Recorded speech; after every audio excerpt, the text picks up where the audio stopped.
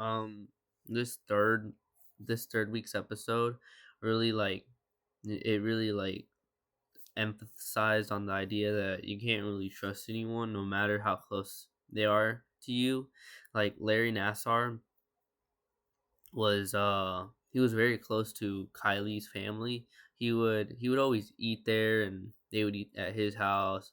He got to know his family and their Kylie Stevens family, they really trusted him. He took advantage of that trust. He got to play games with them. He did more than games. We learned that the parents they thought nothing of it because they had a bunch of trust with him. They thought he wasn't going to do anything bad. So so later on we learned that Kylie Stevens was just like she was playing games and he really liked playing hide and seek with the kids. So he tried to lure the boy away from him and her so that they wouldn't be seen together. So whenever they were playing hide and seek, we learned that the boy would always win but he was never really looking for the boy. So he was just hiding under the blanket with Kylie. He was masturbating in front of her and she was only 6. So we learned that she didn't know what was going on. She didn't know because she talked about how she always learns new things.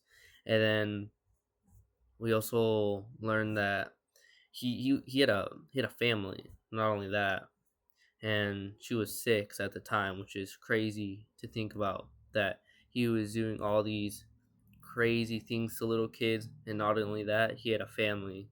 And this really traumatized her because her family her family really trusted him. So they didn't think much of it. So she tried speaking out, but they didn't really believe her. And her dad didn't either. Her dad was like, well, if you're gonna say something, just say it.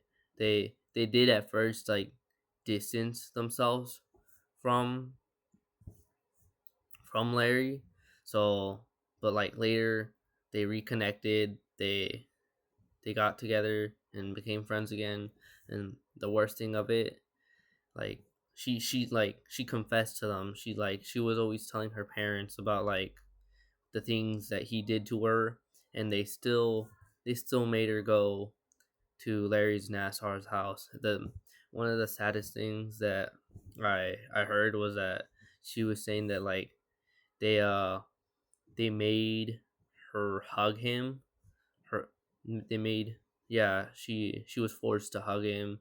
He apologized to her, like saying, "Oh, if anyone does touch you, you have to say something." And it's really disturbing that the parents they didn't do much.